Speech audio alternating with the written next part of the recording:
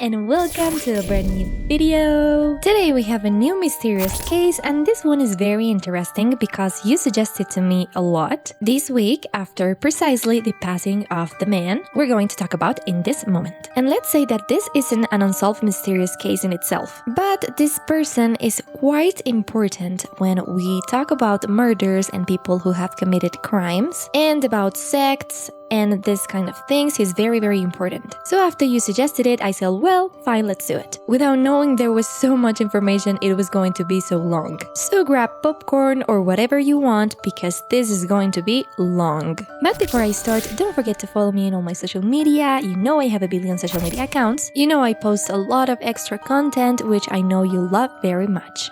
And well, I don't have anything else to say to you, so let's begin with the video.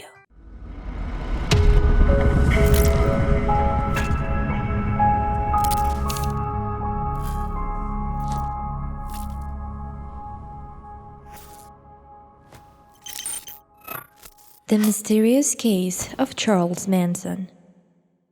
Charles Manson, whose birth name was Charles Miles Maddox, was born on November 12, 1934 in Cincinnati, Ohio. His mother was Kathleen Maddox, a 17-year-old young woman who had him at the hospital of Cincinnati. She was a woman who got involved with a man at a very young age, and she had Charles. Because she fled from her home, for her family was very religious and they reprimanded her a lot. They didn't allow her to do anything, and she was absolutely tired of that. So she decided to run away. At first, when she had Charles, she didn't want to give him a name, so she called him No Name. Until some days later, she decided to name him Charles Miles Maddox, which was her last name. However, the identity of the father remains a mystery until now. Some people say that he was probably a man of color. However, he completely refused that his father was a man of color. And he never knew him, despite his mother wanting to do some tests for the man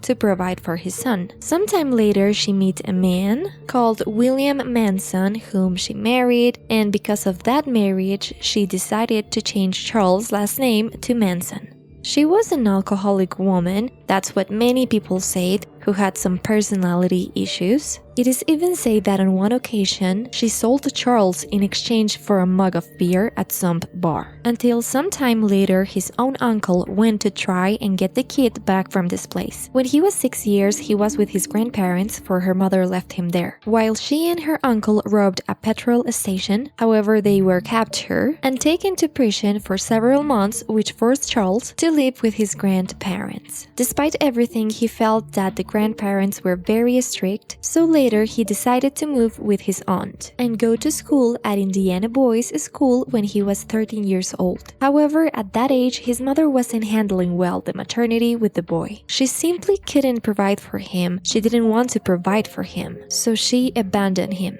at a juvenile home and promised she'll be back for him. From the age of 14, he started living from orphanage to orphanage, and that's when his sort of violent life and complicated childhood began. Despite everything, by 1948, his mother decided to go back for him. And he was happy, for they'll be finally living together again. He had a criminal childhood, and when he was at that age, along with his mother, they committed a lot of thieves. They live in hotel rooms without permission, and they also constantly move from one state to the other. During that time, the mother found a new man who told her he loved her and she wanted to live with him. However, this man didn't like Charles in the slightest. So that's when she decided to relinquish her son again, and she also promised him again that she'll be back for him, but this time she didn't fulfill her promise and she didn't come back. Given these problems that Charles was going through completely alone, he started getting into a criminal's life back again. But this time he stole from various places. He stole food, cars, and was constantly on the run from the police. It is said that after this incident, he was locked for 4 days in a reformatory where he met another person. After they got out of that place, they started committing different crimes. And by 1951, after being arrested on several occasions and having committed several crimes with this man, he was arrested again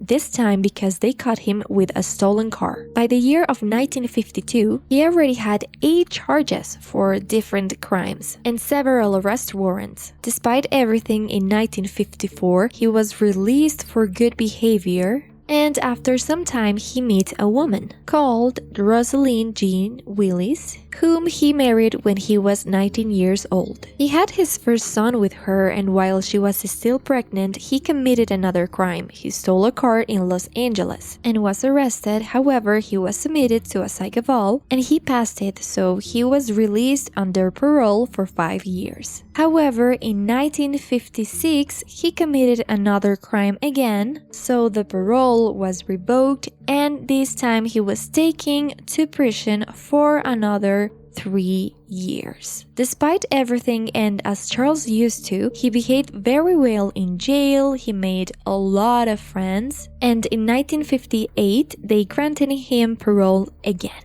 He was very anxious to get back to his wife again. However, he found out that she was with another man, that she was living her life, and that she had even filed for divorce and it had been approved. He kept committing several crimes. Among them, he forged several checks, and just a year after he had been released, he got in prison again. During that time, he met the one who would be his second wife, called Leona Candy Stevens, who was a prostitute that fell in love with him and who asked the court to please let him be married. He had his second child with her. And here's when there's a very important breaking point in his life, for during the time he was in prison, he started studying esoteric topics. He started to believe in all those things, and he started applying them to himself. In 1967, he was finally released after 32 years of going in and out of jail. Basically, since he was born, he had practically been in jail or committing these crimes, so it became like a home for him. These last times in prison changed the way he thought. He became a man with a very hippie philosophy, so to call it. He thought that that generation deserved to have more freedom, more peace, more love, drugs, and free sex constantly. Some of his fellow inmates told him stories about things that were happening outside. So he created an ideology that said that we all deserve these things. So the crime wouldn't exist anymore, and so they wouldn't be more people in jail or anything like that. In 1967, as I've told you, he was released and he started taking LSD. After his first taste of this drug, he became completely addicted, and when he consumed it, he had some very strong trips, and that's when he also started to dive deep into the philosophy he was creating. That's when he decided to create what it would be known as the family. This would become a very, very important group with an ideology based on what Manson believed. And he created it because he met a girl called Mary Theresa Brunner. He met her at University of California campus, and he convinced her very, very easily. He manipulated her easily to join him and his new ideology. Not only he convinced her about his new ideology, but also that they should live with some kind of polygamy model in which she allowed him to have more women by his side, with whom he would have sex all the time he wanted, either with each one of them or even with all at once. There, he started to meet more women little by little, reaching an amount of 18. Among them was Lynette Alice Froome, who Manson met because this woman was a beggar on the street because she had many drug problems. So she spoke a moment with Manson. He told her about everything and she happily moved in with him. On the other hand, there was Patricia Diane Cranwell, who Manson met on a beach. She fell profoundly in love with him and they had sex the first night they met, and he told her she was beautiful. This was quite important for Patricia, for she had suffered from bullying during her whole childhood. She felt ugly, and so for her, the fact that he told her she was pretty was quite attractive for her, so that's why she joined Charles Manson's family. On the other hand, there's Susan Denise Atkins, who met Manson because he was partying on one night on the house of some friends of her. He was playing the guitar and then they started talking. He convinced her, and so she ended up joining Manson's group once again. And that's how little by little 18 more women joined and I'll tell you eventually about some of them. And so he became a very important person within California and San Francisco law worlds, being invited to the best parties from the law world. They constantly gave him LSD of the best quality, and they even did circle trips when all of them consumed this drug and spent that time together. There he completely created his philosophy, which was based on some things, and I'm going to tell you which was the idea this Manson group had. On one occasion, he saw a white woman holding hands with a black man, and he was a supremely racist man. He started telling people that the African American would start a kind of a civil war against white people, and they could probably win, so all the white people would have to be prepared for that battle they were going to fight with those people. So he said that all the people who joined the family would be able to become the chosen ones, so to speak, the saved ones from this battle, and that they would be the only ones that could end this war with black people. That's how people who belonged to the family would become the masters of the world, and the black people would be their slaves. Besides, after that, he started calling himself Satan, Jesus Christ, Antichrist, Demon, or the Spirit. Several people, and according to the relationship they had with him, call him in a different way. And if you see him physically, he was very similar to Jesus Christ. So many people and many of the women he lived with call him Jesus. Because of that, and because he was, according to them, their savior, in 1967, he had his third son with Mary Brunner. He was called Valentine Michael, and his pseudonym was Pooh Bear. In 1968, he met a very important person who was the Beach Boys singer called Dennis Wilson. He met him because two members of the family were on the highway when this man stopped and picked them up. He obviously didn't know they were a part of this group, so he simply picked them up,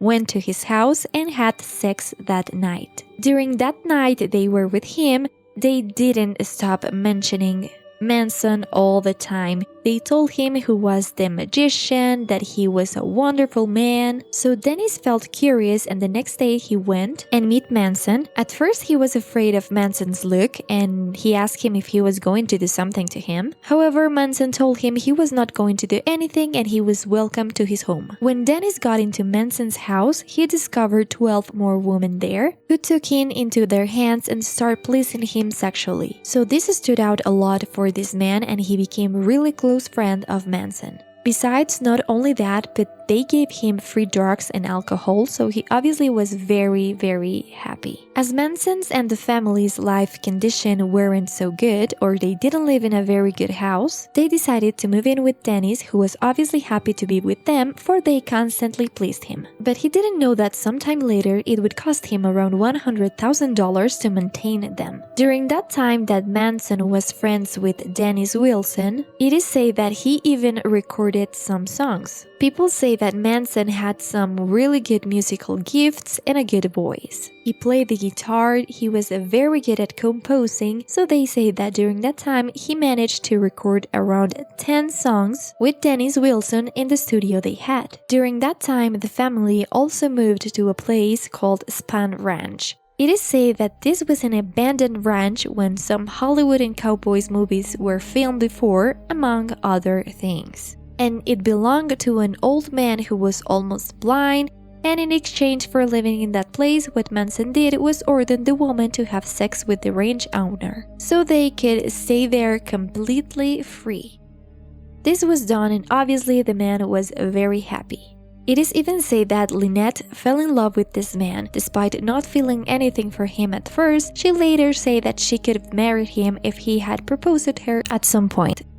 Well, they live in that ranch, and by that time, Manson met more people who joined the family. Among them was a very important one called Charles Tex Watson. He was one of the men who joined this sect, so to call it, and who also had many problems with LSD. Also, Catherine Sherd joined, who was a porn star that made movies, and sometime later she met Manson, who invited her to his home, and then she decided to live there. Bobby Beausoleil also came with her, as did Leslie Van Houten, who moved in with them. But this ranch started to be be too small for them, so they moved to a second ranch called Barker Ranch, which was owned by the grandmother of one of the persons who belonged to the community. As a way to get into the place, they told the old owner of this place that they were musicians and that they were simply looking for some tranquility for their rehearsals and for different things. So she agreed in exchange of Manson giving her a gold disc from the Beach Boys. A year after that, the Martin Luther King's murder happened, and that's when Manson started to set his ideology deeper than before, saying that this was the beginning of the war between white and black people and that they had to be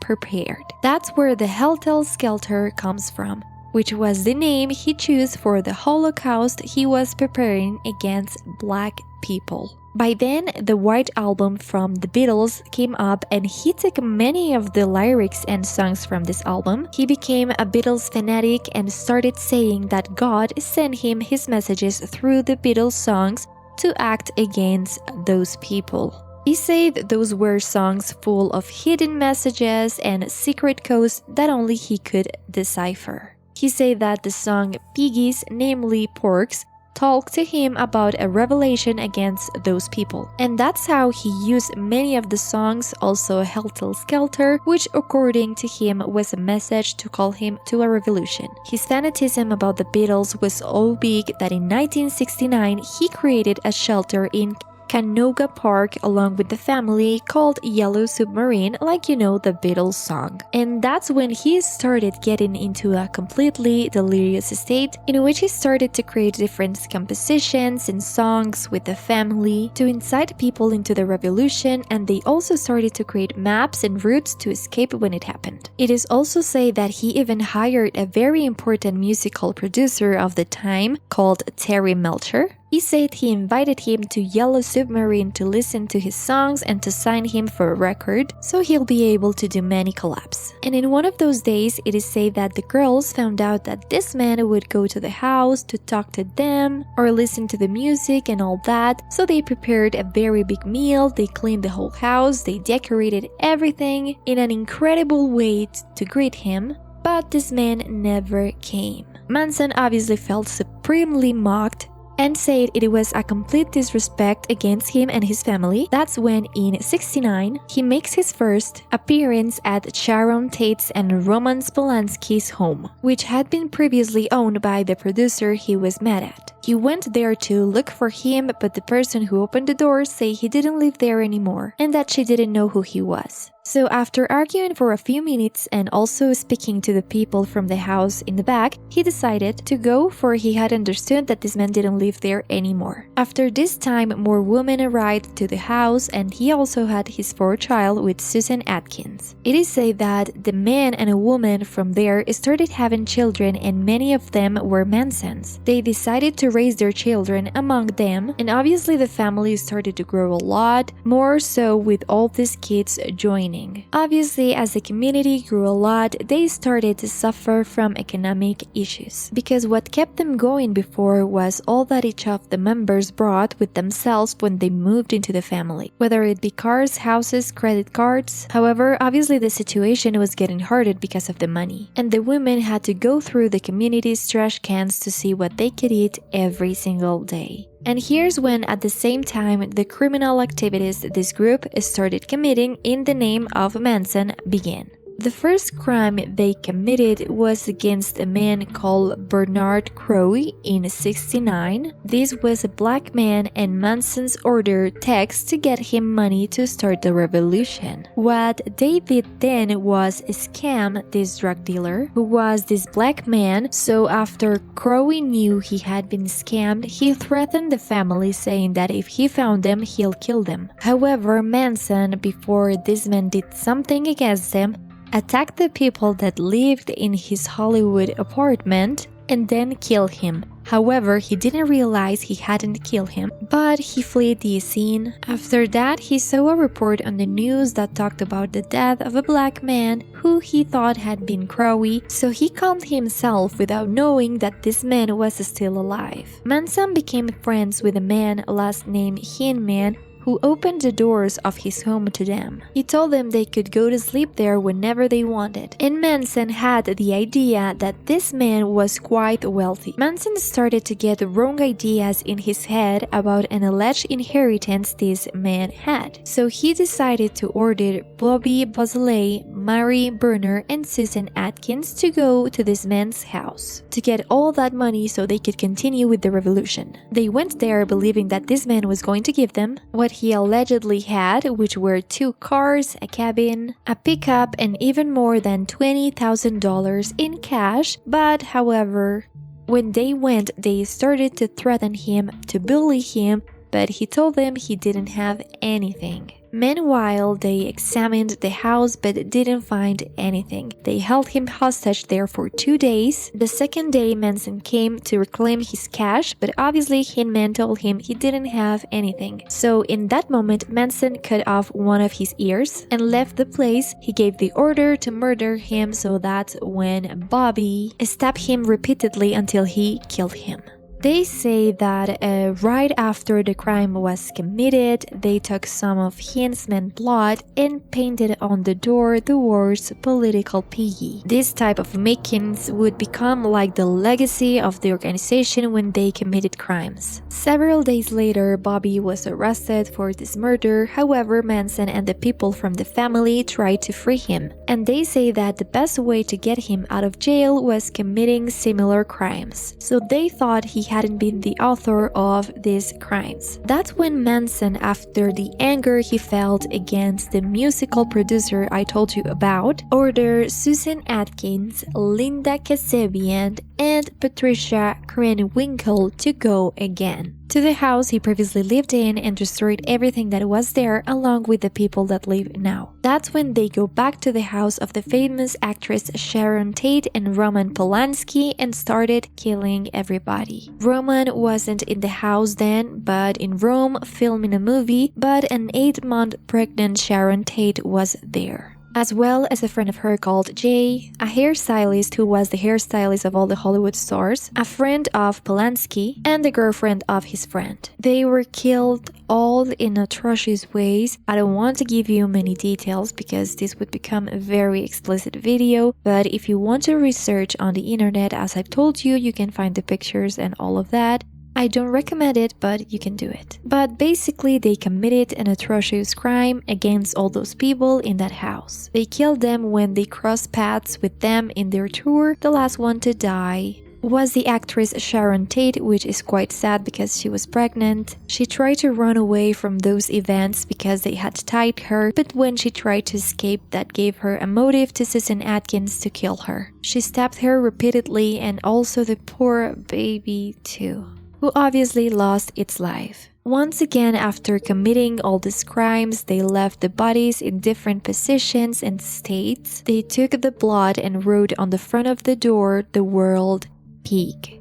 After that, they went back to the ranch, told Manson everything they had done. However, he was very upset because they told him that they had been too noisy, that they had been inefficient in their work, and he told them he'll show them how a perfect crime could be committed. They thought for several hours where they could go to commit a new crime, so later they decided to go to a house in Waverly Drive in Los Angeles and attack the LaBianca family. This was a family of a man and a wife. He was a supermarket executive and his wife was the owner of a clothing store. Both were quite wealthy, they had a lot of money, and let's say that they didn't have any personal problem with Manson. He just simply knew of the place and knew they had money. There they stole their belongings. They tied them, covered their heads, and after a while Manson left the scene and ordered the family members that had gone with him to murder them. They obviously also murdered them in atrocious ways. They stabbed them repeatedly and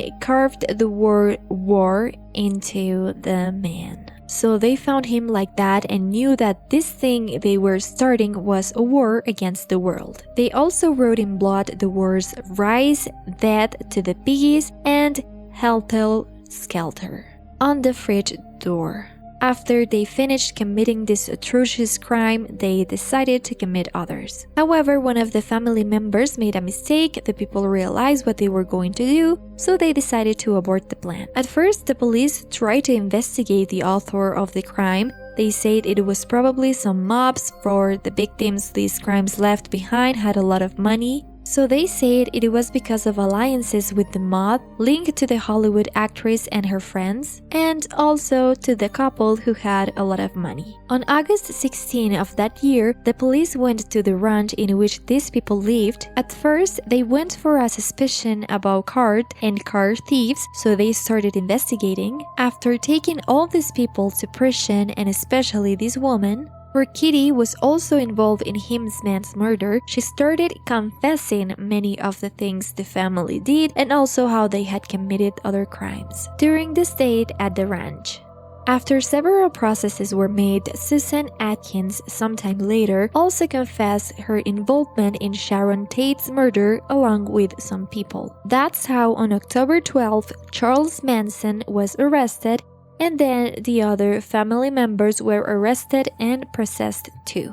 Then Linda Kasabian started to confess different facts and different things they had done to gain immunity. Obviously, in none of the cases I told you about, Manson had participated in the murders. However, he was judged for being the mastermind and the main person who influenced all the people. That's how on March 29, 1971, he was judged and sentenced to death penalty. However, the sentence was appealed and removed, for in California they revoked those types of sentences. And what they did was sentence him to life in prison. It is said that during the trial, he appeared with an axe on his forehead as a sign of his revolution, but then he turned that X into a swastika. Also, all the other members of the family started wearing those X on their foreheads as a sign of support, and he had it until he died. It is said that in 2012 he appealed for the 12th time for his parole, but it was denied, and it was said that he wouldn't be able to appeal again until 2027. Let's say that all this capture and everything that happened with Manson was something supremely important, something very mediatic. It is said that the Manson girls came to the courts as thought if they were in a fashion show, they smiled, and this became a boom in pop culture given the influence this man had over those people without doing absolutely anything. All of the family members were judged, and most of them got life in prison sentences. Some of them have died already. On November 19, 2017, Manson died in a jail at the age of 83 of natural causes. And well, this was the case of Manson and the family. This was a very long story. I know it's a very long case, but I wanted to tell it to you because this is one of the persons that has created a point in history in everything related to crimes, secret societies and sects created through the mind and manipulation. This happens a lot, so I thought it was important to talk about this so people don't believe in this kind of things, or well, don't fall for them. To feel like a part of something or identify with it, which was the case for most of the people from the family. It's just something that seems very Hollywood-like, but it truly happened in real life. And that's why I wanted to talk about it, because I found it really interesting. There have been many movies about him. There's a Netflix series that's also inspired by this case. And I think Tarantino is working on a movie about this too. So it was really interesting, and I wanted you to know this. For many people asked sometimes who Charles Manson was. By the way, he's different from Marilyn Manson. So many people believe that Marilyn Manson was him, although Marilyn Manson chose the last name inspired by Charles Manson. Well, I'm going to leave this video here. I hope you like it a lot. Don't forget, as always, if you like it, leave me your thumbs up. Don't forget to comment and say what other videos you like me to film, what other stories like this you like me to tell you. Don't forget to follow me on all my social media. You know I have a billion social media accounts, and the most important thing is to subscribe to this wonderful channel. It helps me a lot. Activate the notification bell so it lets you know when I upload a new video. Thank you so much for watching me. Don't forget to follow your dreams, and I see you in the next one. Bye!